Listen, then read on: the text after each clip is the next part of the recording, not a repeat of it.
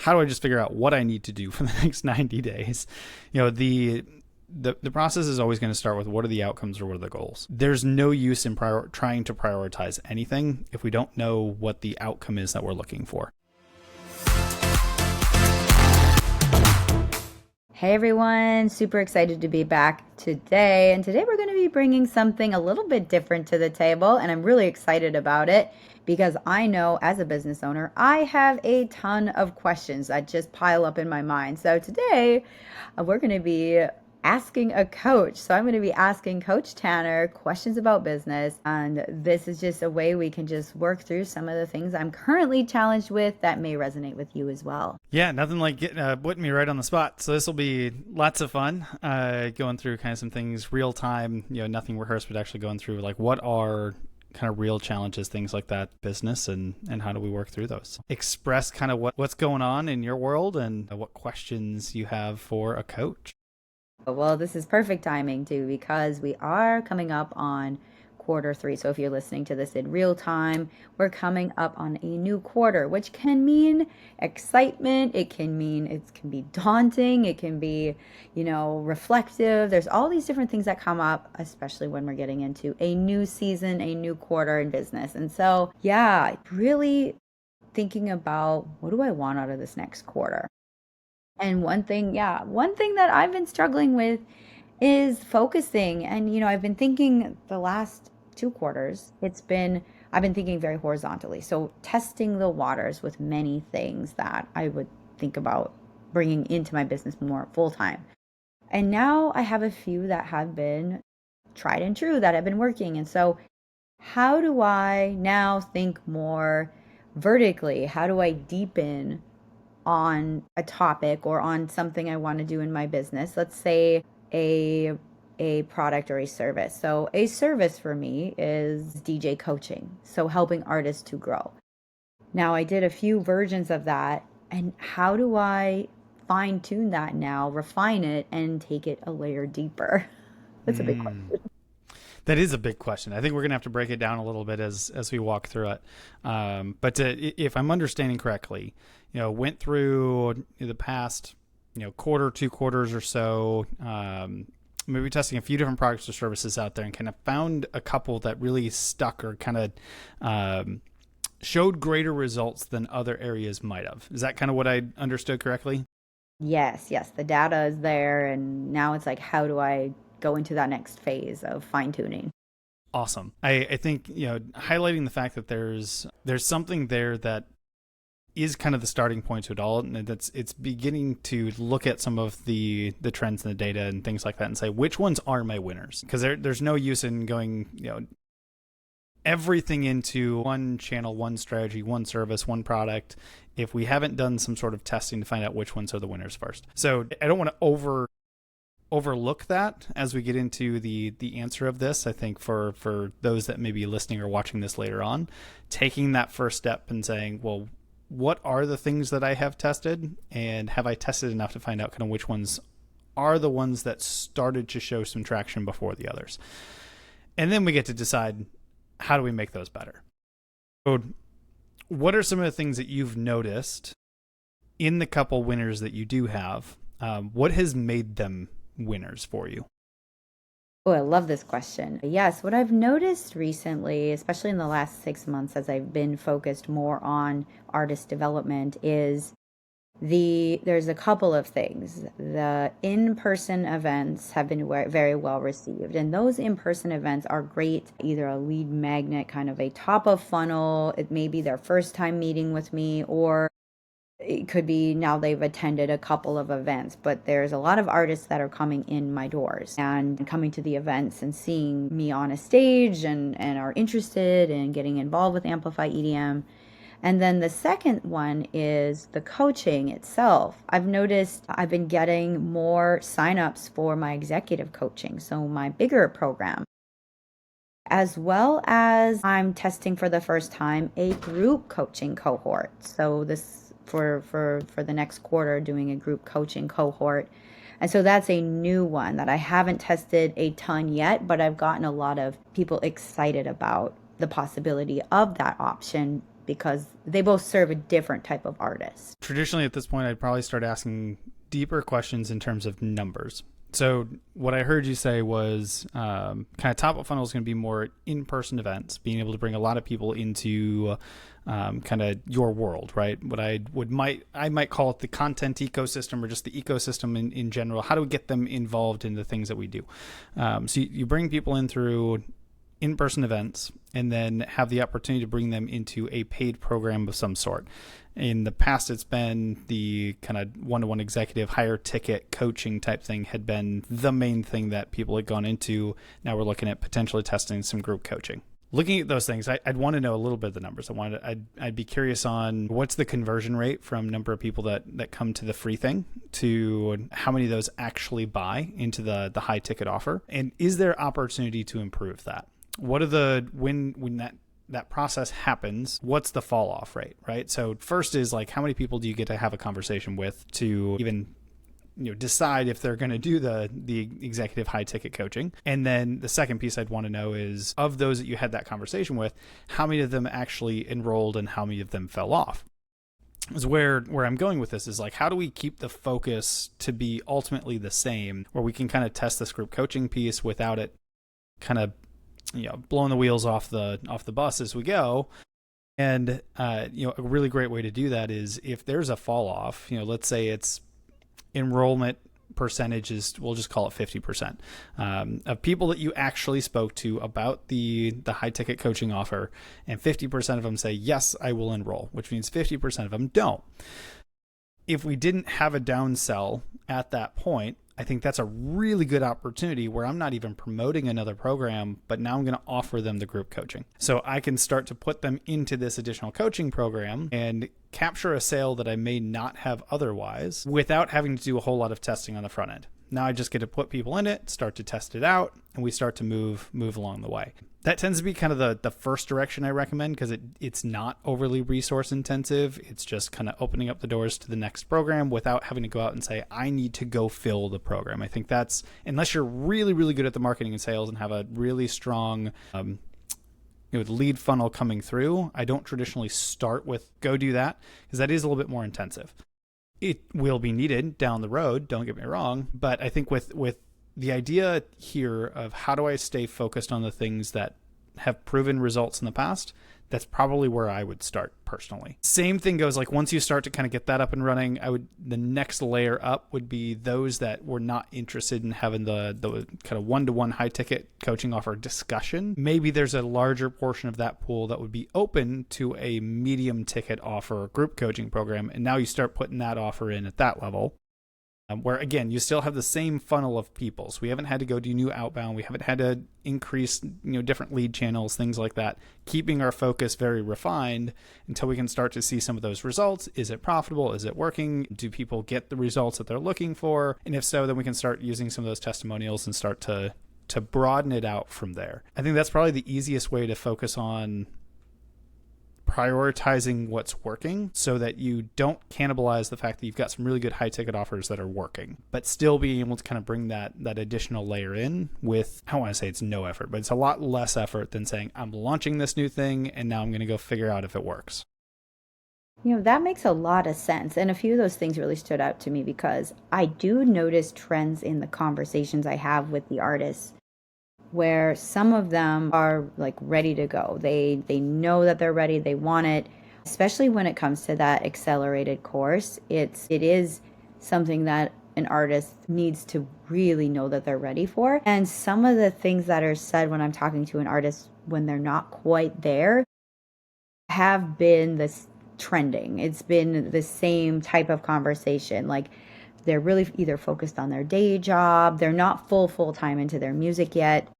And that seems to be the great kind of that middle ground for that kind of that downsell to the group coaching, because then that can help them build their confidence and maybe be ready for the accelerator in 3 months or whenever.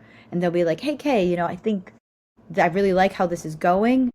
And they're ready for that deeper investment. So yeah, I've been noticing naturally that working. And now I can really focus on just really scripting that out, or really not scripting, but more so recording how many times and how often and what is said by those artists, so I can start to create even a stronger persona for that group coaching client.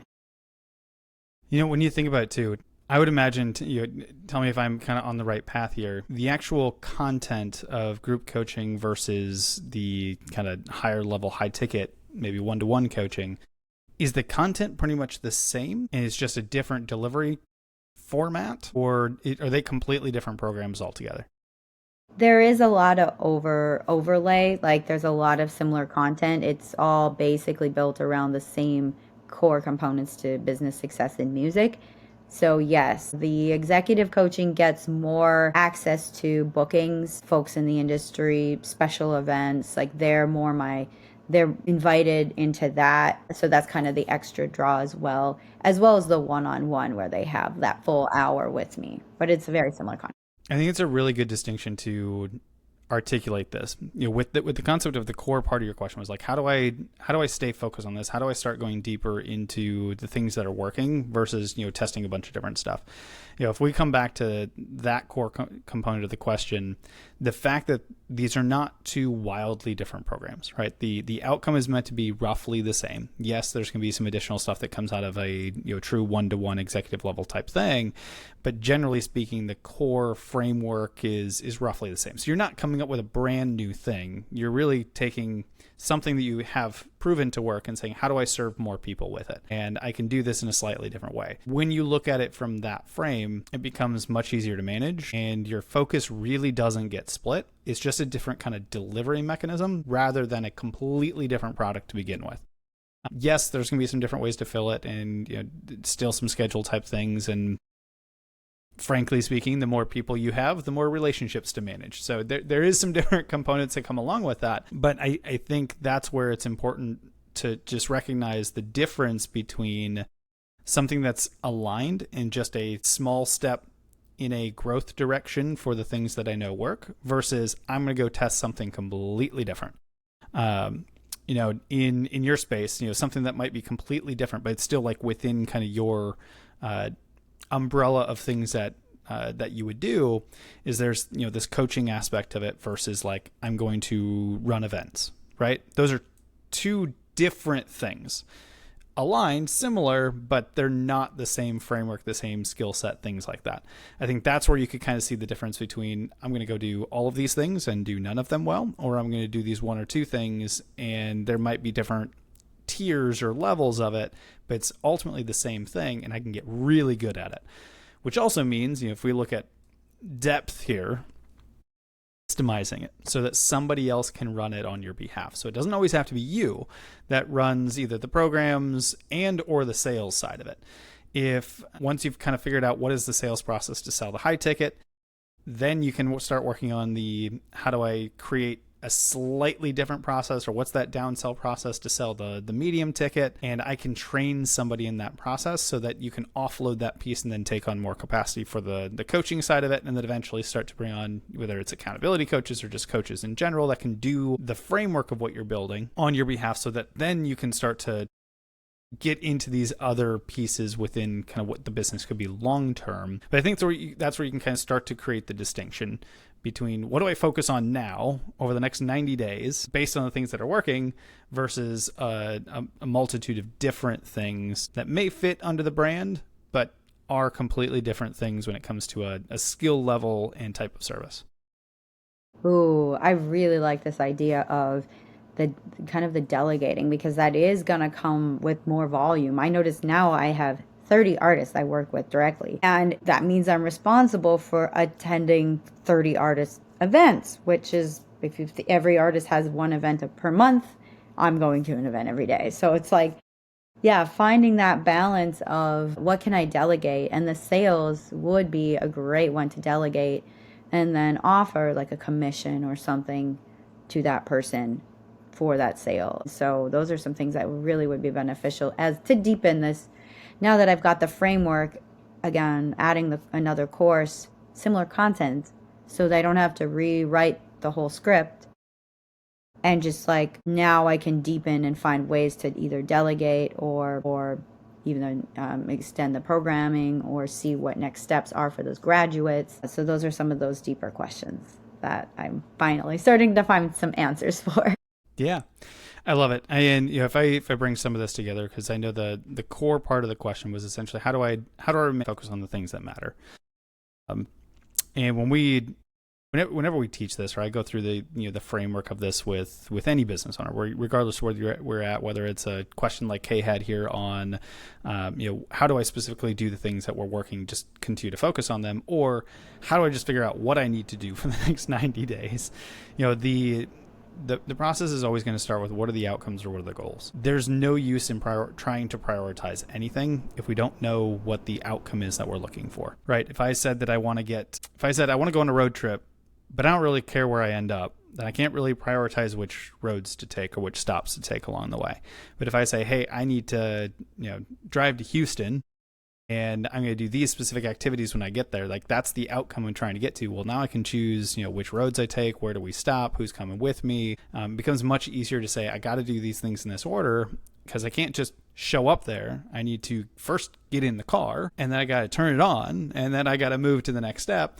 It becomes a lot easier to prioritize what those steps are. So when we bring this all the way back, understanding what the core outcome is, or the goals that you have set, and then trying to do everything possible to tie whatever tasks that you have to those end goals. Your question was a little bit more specific on I've identified the things that are working in my business. Now, how do I just stay focused on that? So the natural progression of this part of the conversation becomes defining a very clear outcome for those goals.